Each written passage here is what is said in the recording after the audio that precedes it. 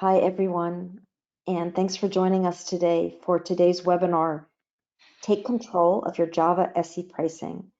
My name is Elise Cox, and I'll be your host today. Before we begin, I have a few housekeeping items. On your screen, you'll see a Q&A chat window. Please add your questions as they come to mind. We'll answer as many as we can, and we'll send you follow-ups to folks with questions that we haven't had a chance to get to. We are recording today's session and we'll send you the link following the webinar. Finally, we have a short survey for you at the end of the webinar. Please fill it out so we can make sure we're continuing to bring you great content in the future. Now, let's get started. We are joined today by Simon Ritter, a Java champion, a member of the Java SE Experts group that steers the future of Java, as well as Azul's deputy CTO. Simon, can you start perhaps with a quick review of Oracle's recent pricing change? Yes, absolutely. What's happened is that probably about 4 or 5 years ago now, Oracle decided to change the way that they licensed the Oracle JDK. And that's the one that really people have been using pretty much everywhere because it was free. And they decided to change the licensing so that now it was under a license which said that if you wanted to use it for development, if you wanted to use it for testing or personal use, then it remained free. But for other situations where you were using it in a commercial environment to run your applications within your enterprise, then you needed to buy a Java SE subscription. And that was like what you would pay to get the updates, and you would get support for the Java runtime. Now, when they did that originally, the way that the pricing worked was they looked at a very logical sort of approach, which was how many machines were running Java. And they would price it based on the number of cores within each machine. So it would take how many processes you have, how many cores you have. And then there was a slight complication to that where you had a multiplier for the number of cores based on the type of core that you had. So the more modern the processor, the higher the multiplier. And then they would use that number to then figure out how many licenses in effect you would need to buy for your subscription. For desktops, it was slightly different. They would simply count the number of people running on a desktop and how many desktops there were, and that was the way they create a metric for that. So that was quite logical because it really priced on usage. What they've now done is they've said that their customers are asking for a more simple way of doing this because it was, figuring out how many cores they had and how many users and so on. So now they've come up with a very simple metric, which is to say we will simply base it on the number of people in your company. It's the number of employees in your company. And that means the full-time employees, part-time employees, and contractors. And then just to add a little bit more to that, if you have IT outsourcing, then you also need to include any contractors or staff who are actually helping you from an outsourcing point of view as well. And that clearly can lead to a much bigger bill in terms of your Java usage than you would have had before based on just how many machines and how many desktops you had. So that's really the kind of crux of it. Okay, so I understand a number of customers of Oracle have been very alarmed by this new pricing and have shared their alarm with groups like Gartner and Forrester. We've heard also in the course of offering an alternative to Oracle, we've gotten some questions from people about the Oracle pricing and who are looking just for advice. One of those questions is, so we have a Java SE subscription. Will we need to switch to the Java SE Universal subscription, that name for the new employee-based, the employee metric-based subscription, when we renew? Yes, so according to Oracle, essentially, yes, you will need to when you come to renew, you will need to switch from using the Java SE subscription to the universal subscription, which is this new pricing model. Now, we need to be a little bit careful about that, because also if at some point you were to decide that your usage had gone up and you now had more machines or more users who were using Java, and you needed to then go back to Oracle and say, well, actually, we need more licenses for that, that would then automatically count as a renewal, and you would then have to switch to the new pricing model at that point. So either when the current contract you're on comes up for renewal at the end of that contract, or if you need to change the terms of your contract, then that would then also count as a renewal. So there's two different situations where you would need to move to the universal subscription from the Java SE subscription. Okay, that's really helpful. Um, Customers really seem to be like kind of honing in on like, am I affected by the pricing change? Who is not affected by the pricing change? Right. So the sort of licensing that Oracle use varies very much depending on which version of Java you're using. So it would, and when we talk about Java here, we're talking about the Oracle JDK specifically, because if you're using a different distribution, then clearly the licensing and pricing terms are different. But if we talk about the Oracle JDK, then if you're using Oracle JDK 6 or JDK 7, for example, which are the sort of oldest versions that were under OpenJDK, then those are no longer supported by Oracle. So you wouldn't have to have a subscription for that, because there wouldn't be any further updates from Oracle. JDK 8 is a sort of a hybrid, and makes life a little bit complicated, because up until January of 2019, the license that they used for that was the older free license that only required to pay for a license if you were using it in embedded applications. So up to January 2019, which is update 202, then you don't have to pay for a Java SE subscription. If you're still using Java 8 and you have updated to the latest updates, so anything from update 211 onwards, which was in April 2019, then you would need to be under the Java SE subscription if you're running in a commercial environment. JDK 11 is also under the same terms and conditions, so that means that you would need a Java SE subscription for anything in Java 11. To make your life more interesting as a Java user, Oracle then changed the license that they use for JDK 17 and subsequent long-term support releases. What that means is that if you're using JDK 17 at the moment, then they extended the places where you can use it for free under what they call the no-fee terms and conditions. And the no-fee terms and conditions says that in the same way, if you're doing development, if you're doing testing or personal use, you can use it for free. But then they also extended it to say that you could use the Oracle JDK without buying a Java SE subscription if you're using it for internal business applications. And so you need to be careful that obviously internal means running your own business internally. But if you had somebody, say, running a web server that was accessible outside of your business to your customers, then that might not be considered as an internal business application by Oracle. So in terms of who is not affected by the pricing change, essentially anybody who's still using JDK 6 or JDK 7 because they're not getting updates, anybody who's using old versions of JDK 8 because they haven't updated recently and so are exposed to lots of security vulnerabilities, and anybody who's using JDK 17 and is only using it for internal business applications. So it is quite complicated understanding all the different nuances of this. Okay, and it is complicated, but you did a great job. I It seems that if you are using Oracle for internal business applications, you could still get that call from your Oracle rep, like I want to talk to you about your Java usage, and they would want to see proof that you're only using it for internal Java applications. Is that sort of is that sort of a reasonable assumption to make? I think so. I mean, what we've heard from customers is that Oracle are being a lot more, let's say diligent is probably a good word to use here. They're being a lot more diligent in requesting information from customers to verify what their Java usage is and where they've used different versions of Java and so on. And they're also using download information from, again, from what we've heard from customers.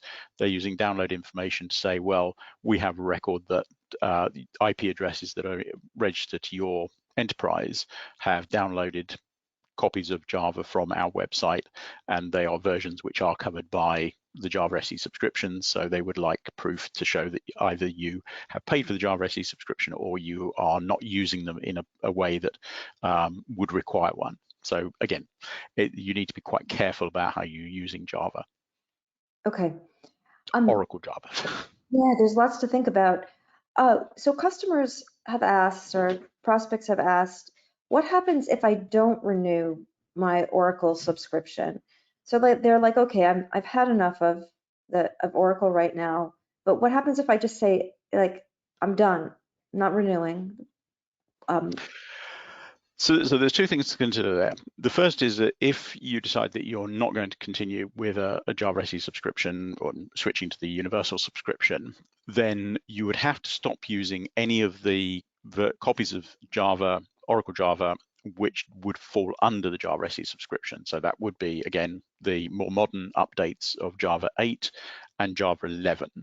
So, or even Java 17 if you were not using it for internal business applications. So you would be forced to remove those copies of the effectively licensed software. Now you could do that by replacing them with a different distribution of OpenJDK. And so since this is an Azul webcast, obviously I will mention the fact that we have our builds of OpenJDK, which we call Platform Core, or Zulu as the actual distribution is called, and you can install those instead. So you could take the Platform Core Zulu builds of OpenJDK, you could install those on your machine instead of the Oracle JDK, and then you could run those and have your applications run in exactly the same way. So there is an alternative in terms of how you do it, but it would require work. If you decided to stop using that, then you would need to make a decision about how your strategy for using Java would move forward. Okay, but it's not, I mean, I know that the Oracle reps like to talk about how difficult it is to get off of Oracle Java SE, but my understanding is it's really not that difficult. In some cases, it's just really kind of you change the pointer to could you talk about that for a second? Yeah, absolutely. I mean, if you look at the way that Java is organized, you've got OpenJDK. It's an open source project. And the way that I like to talk about this is always use the analogy of Linux. Now, Linux is an open source project. People contribute to it. There's lots of ideas and source code. But if you want to use Linux on your machine, you don't download the source code and build your own Linux kernel. You use a distribution from somebody like Red Hat or Ubuntu or whoever. Now, the same thing applies with OpenJDK. Oracle are using the OpenJDK source code to build the Oracle JDK, and that's what people obviously are using a lot at the moment. But there's no reason you can't switch to a different distribution like Zulu, where we take exactly the same source code as Oracle do, and we download it and we build it using the same build scripts and so on, and we generate a binary distribution that you can install and run your Java applications on. Now, in order to give you a higher level of confidence that what we're providing is identical to what Oracle would provide you with, part of the Java SE specification, and that comes from the Java community process through what's called a JSR, or Java specification request. Part of that is a thing called the TCK, and that's the Technology Compatibility Kit. That's a set of tests that you can use to verify that your binary distribution matches exactly to the specification that's been defined for that version of Java. And if you look at how many tests there are, it's anything up to about 150,000 tests, and you have to pass every single one of those to show that you're a conforming implementation of the standard. So the idea is that if you're moving from one TCK tested Java runtime, which would be Oracle, to another TCK tested Java runtime, in this case Zulu, there are no differences from a functional point of view. Your applications will run in exactly the same way. There's no requirement to change any of the source code. There's no requirement to recompile your applications. As you said, you can simply install the new version of Java from Azul and either manually redirect it to point at where the installation directory is, or if you use the automated installation scripts for things like an MSI file for Windows or an RPM or a deb file for Linux, that will install the new Zulu package as the default Java, so applications will then pick it up by default. So from a server perspective, that's really very straightforward. It's very simple, that there isn't anything to really consider We do have a couple of things when you're dealing with desktops, because there are a couple of deployment technologies which are included in the older Oracle JDK, so JDK 8 and earlier, but they're not part of OpenJDK. They weren't open sourced at the same time as the rest of the Java platform was. The two that you need to be aware of are applets. So if you're still running those very old applets from the dawn of time, sort of 25 years ago, then there isn't an applet browser plugin that comes with OpenJDK. Same thing for what's called Java Web Start, which is used for deploying applications on desktop sometimes.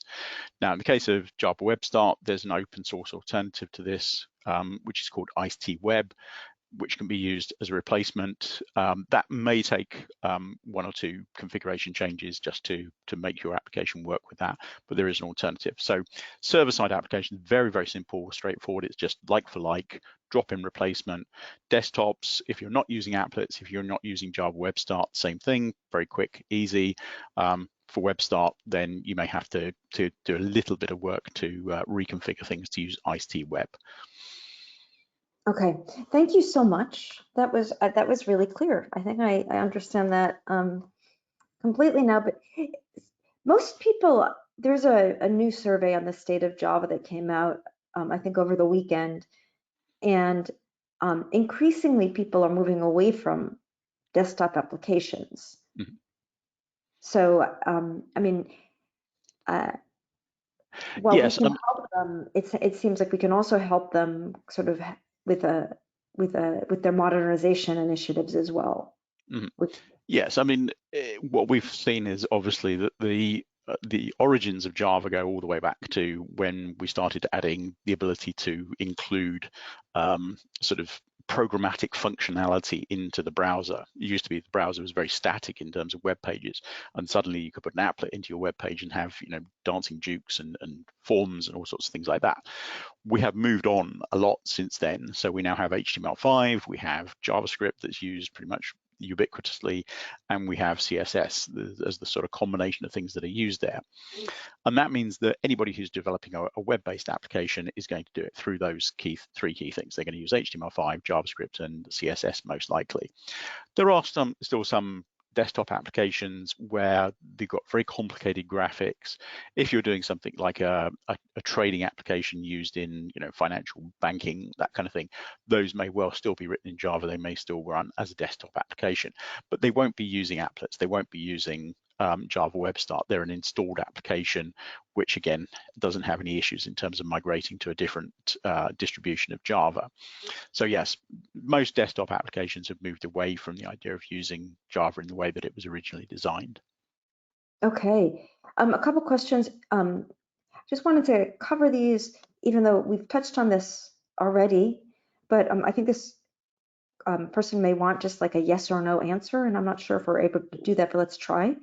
We are running the free version of Java 8. Do we now have to license Java based on our employee counts? This is someone who's concerned. They haven't, yeah.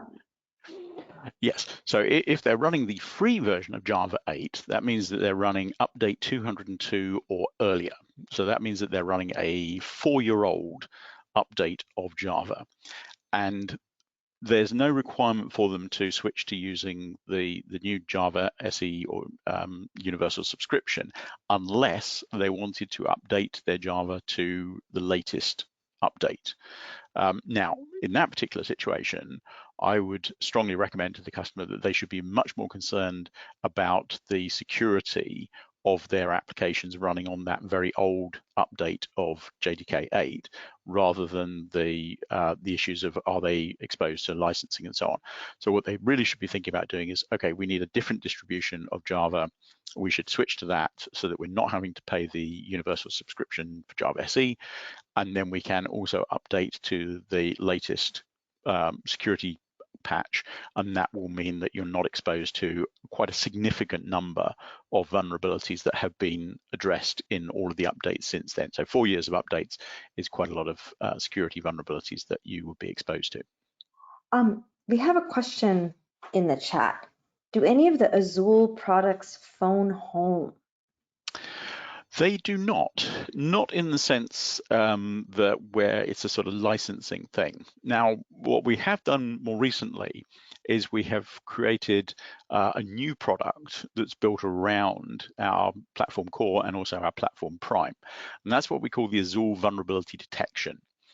The idea behind that is that because we build the Java virtual machine, we build the Java runtime, we can use a lot of the information that's already collected by the JVM as part of running an application to, in effect, monitor where you might be exposed to security vulnerabilities. And what we do there is we say, well, we can see all of the classes that are being loaded by the JVM as you start your application up. You'll load classes from jar files and so on. And as the application runs, you'll also potentially have dynamic class loading as the application continues. Now, because we can see all of that information, we can then make that information available to a way of monitoring that. But it's not a phone home in the sense that I think the attendee is asking the question here. The phone home kind of thing would be where it's literally saying, okay, you're running this application, we need to monitor that and find out where you're using it. So we don't do that at all. The Azul vulnerability detection is something you have to explicitly turn on to say, we're going to use Azul vulnerability detection, so I want to turn that on and give the IP address of where the information will be sent to in terms of collecting it. So we can provide a cloud service externally, or if you want to deploy it within your own data center, inside your firewall, then you can do that. So there is no phone home type of functionality in the sense that other companies use to monitor licensing usage and so on. So can you maybe provide a little bit of insight into, like, does Oracle phone home? Are there any of the Oracle Java products, do they phone home? I I believe there is some phone home in there, but I think that's one of those questions where I think you would need to actually ask Oracle that question to see Okay. whether it's something that they build into their functionality. Okay. Um, and again, so we also, I mean, the concern I think with the phone home is that the information can be used against you. So Yes, I mean, this is one of the problems that people are facing, is that because of this new pricing model, where essentially they're saying that the way you pay for Java is based on the number of employees that you have in your company. What that means is that if you only use one instance of Java, then you have to pay for every employee in your company to use Java, even though it might be only one person. So this is where the phone home functionality would become an issue, because if somebody downloads a copy of Oracle Java, starts up an application, and it does phone home, and then that provides information to Oracle to say, yes, you've used our Java, suddenly you have to then license everybody to use that one copy of Java. So it would be quite significant. so the person also, he just dropped a note in the chat. I don't know if everyone can see it, but it's, if you go to java.com and then /en, so for English /data, you can find out about how Oracle is, what usage metrics Oracle Right. is So, collecting and how they're using it. So yes. that would be a good place to go, guys, for that. We also, I think it's important for people to understand. So we don't audit, right? So No. Azul does not, like, we don't have the right to audit in our contracts, Mhm. and we don't audit. We trust our customers. And Yes, it's important to explain, again, coming back to licensing issues, because the Oracle JDK uses these different types of license. So the original license that they used for JDK 6, 7, and the early updates of JDK 8 is what's called the Oracle Binary Code License. And that grants you free use of the Oracle JDK, except when you're using it for embedded applications or single purpose applications like a ticket kiosk or something like that.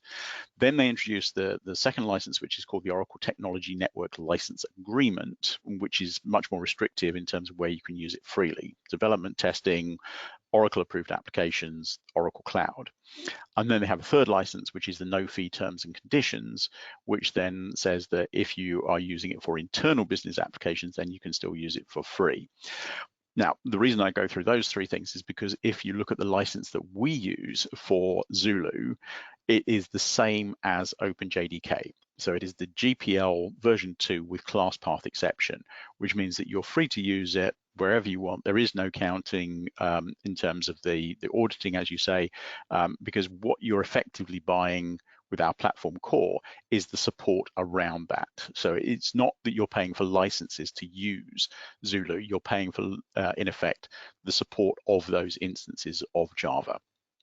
Okay, so we do have a comment in the chat that this attendee says Oracle is using the information for licensing.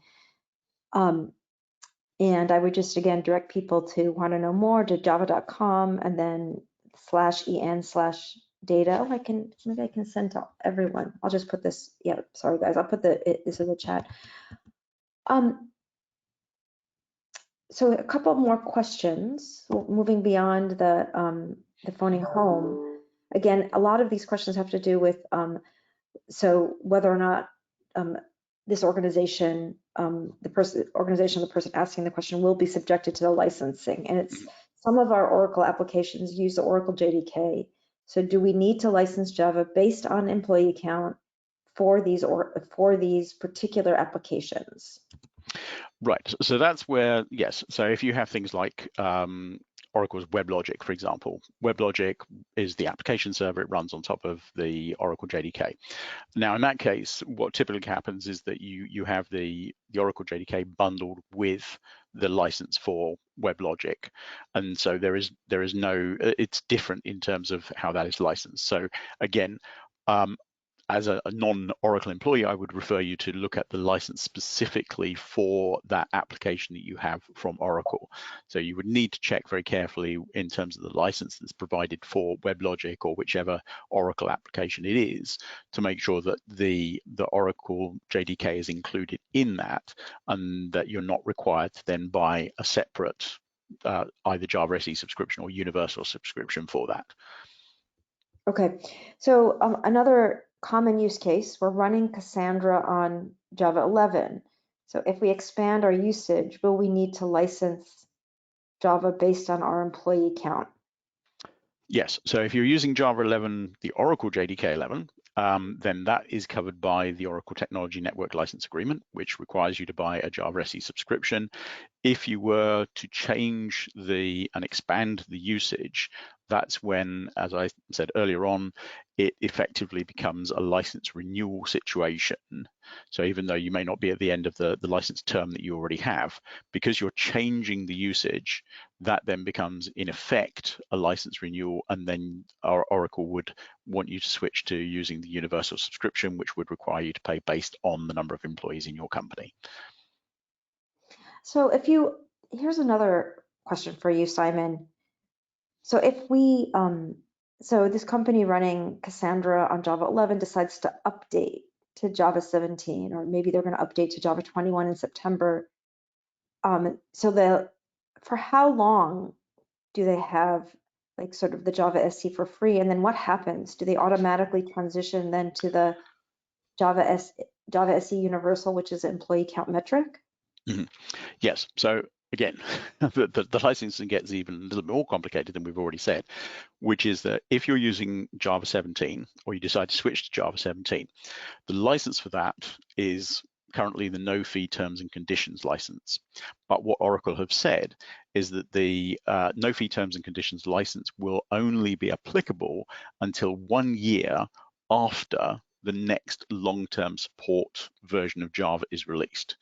Now, when JDK 17 came out, they switched from having 3 years between long-term support releases, which was JDK 11 to JDK 17, to only 2 years between long-term support releases. So we had JDK 17 and the next LTS release is JDK 21. And as you said, that's coming out in September this year. What that means is that from September of next year, September 2024, the license for JDK 17, Oracle JDK 17, will switch from the no fee terms and conditions back to the Oracle Technology Network License Agreement. So at that point, if you're still continuing to use Java 17, you would need to switch to using a Java SE subscription, even if you're using it for internal business applications, because that's not covered by the Oracle Technology Network License Agreement.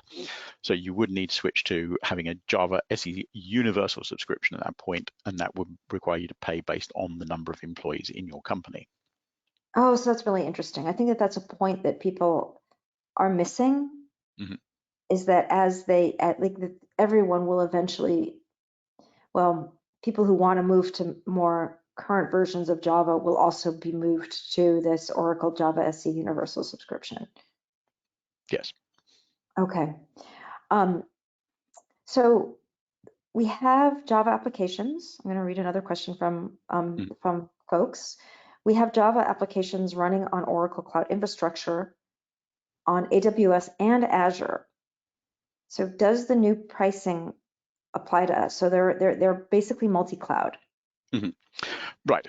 So yes, if you're using the Oracle JDK in the Oracle Cloud, then that is included in your cloud subscription. So you wouldn't need to pay anything extra. So if you're using the Oracle Cloud and you're running the Oracle JDK to run your applications, then you're covered with that. If you're using AWS and you're using Azure, then if you were to use the Oracle JDK in those cloud, if you were using it as an infrastructure as a service and you installed the Oracle JDK onto AWS or Azure, then yes, you would be required to buy a Java SE subscription. But that said, most people wouldn't do that, because if you're running on AWS, then you get Corretto is included in the price of your subscription. Corretto is a distribution from Amazon. And if you're running on Azure from Microsoft, then Microsoft have their own JDK distribution that they provide as part of that, so that you can use that as within the Microsoft cloud. So you would typically use different JDKs depending on which cloud provider you were using. Okay. Some of our No, customers do decide that they want to use Zulu because it means that they have a single Java runtime across all cloud platforms. So if you are running a multi-cloud strategy, then we do have some customers where they say, well, let's just go with one JDK and we'll deploy it on Oracle, we'll deploy it on AWS, we'll deploy it on Azure, and then we don't have to worry about differences between any of the builds. and also there's the Azul track record for getting the updates out very quickly, and also of offering the um, the stabilized security builds, which I believe we're the only ones who do that. Yes, Besides, so Oracle. Sorry. that's right. Yes, if you look at what you get in terms of updates from Oracle, you will receive two different types of update. There's what's referred to as the CPU or the critical patch update, and the PSU or the patch set update. Now, the CPU only includes changes that relate to security vulnerabilities. So it's a subset, there's a small set of changes. And then the PSU is the security changes plus everything else for that update. So that's bug fixes, performance enhancements, any other changes. Now, the reason for having this is that if you have a situation where there's a critical vulnerability addressed in a particular update, what you want to be able to do is to deploy that update as quickly as possible to your machines to ensure that they have the maximum level of security. By having the CPU, which is only the security changes, that tends to be a very small set of changes. You know, if you look back over the last few years, it's anywhere between sort of 1, 2, or up to maybe 15 or 16 actual changes. If you compare that with the PSU or the full update, what you're looking at there is 2, 3, even 400 changes versus 10 changes that you get with the CPU. And that means that the potential for impact on stability is much less if you deploy the security only update. What we've seen over the last, certainly over the last 4 years, is there are situations where an update is released and it includes a fix to a particular bug that has been reported in the full update, the PSU, and that introduces a regression that can affect certain applications. And the example I like to use of this is if we go back a couple of years to July 2020, in the full update, there was a fix which, again, fixed a bug, but it meant that software packages like Hadoop Cluster, Solr, and Lucene literally wouldn't start with that update installed. And that means that you then can't install the update with the security patches unless you've got that CPU, the security only update, which didn't include the fix that broke things. And we've seen that several times over the last 4 years where that's happened.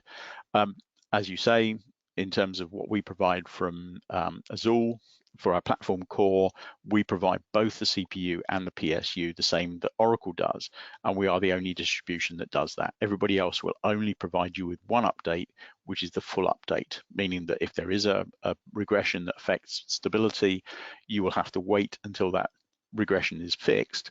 And again, going back to that example of 2020, that took 2 weeks for the fix to come out.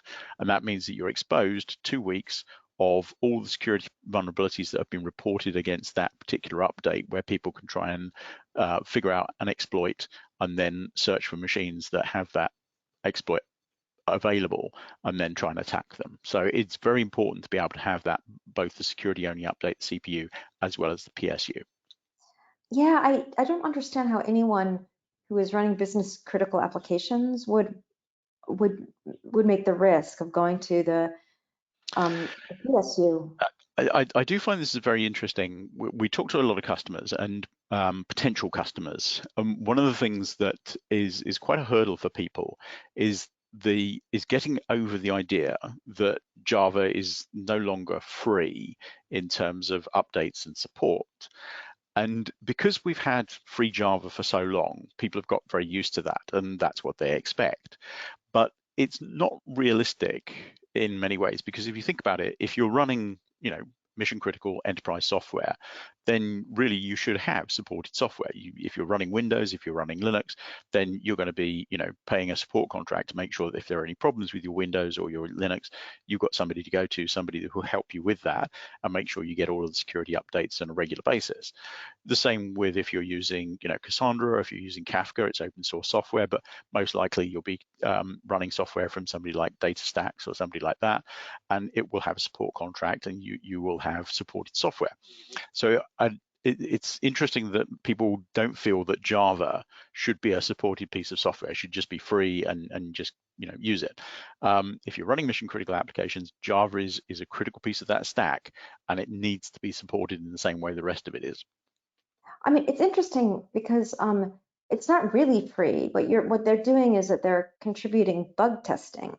So they're bug Yes. testing these new releases, and they're not counting like the time, of these regressions necessarily. They're not necessarily like figuring out, well, how much did that cost me? And those questions can be tough, right? Because it's not just employee time, it's also the downtime. So it's interesting. It does seem to me that it's worthwhile to be paying for these stabilized builds. Yes, And I'm absolutely. surprised that more providers aren't offering them. It's really just Azul and Oracle right now. Yes.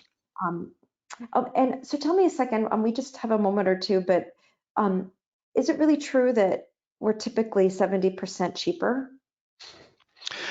Certainly based on the new pricing, or even on the old pricing, yes. I mean, one of the things that we at Azul do is we offer an identical, if not better, service that you would get from Oracle. So we provide identical builds in terms of functionality, TCK tested, very easy to switch between them. We provide both the CPU and the PSU, as you've already said. We can even provide, as I say, a better service because we still provide updates to JDK 7 and JDK 6.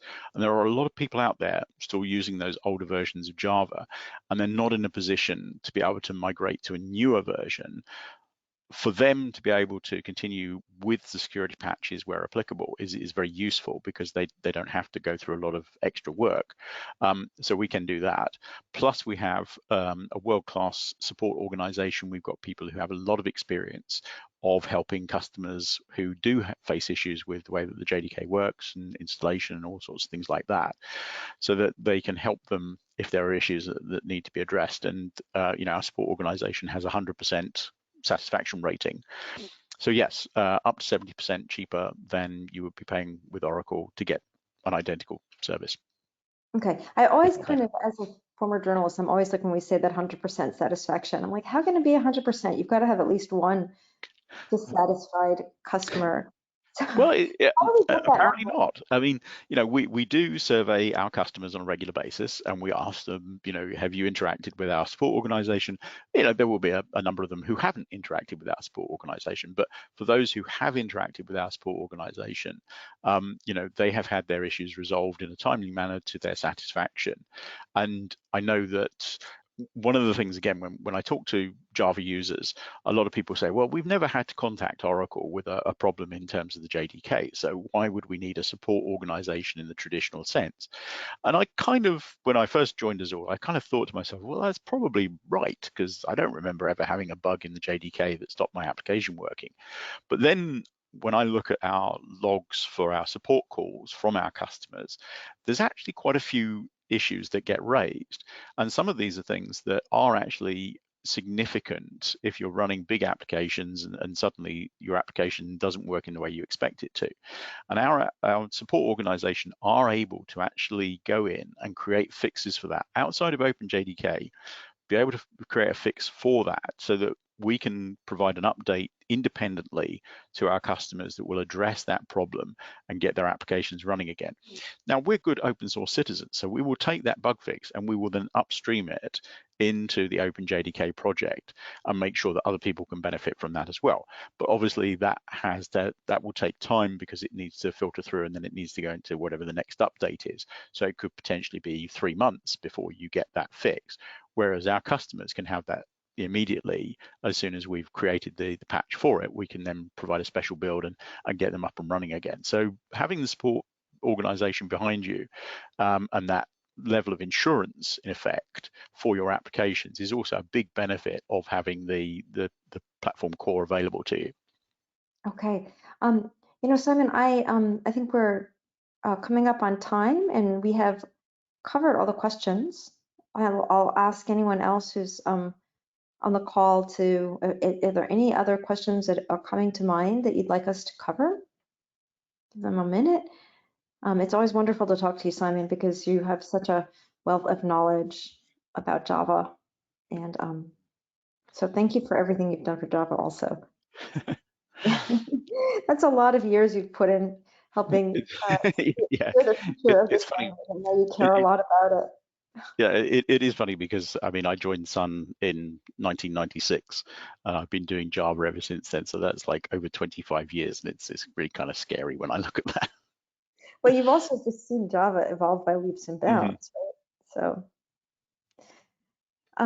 all righty. Thank you, everybody, for joining this call. Hang on a second. Again, have a great day, and we'll be sharing a small, little short survey with you to ask about the content.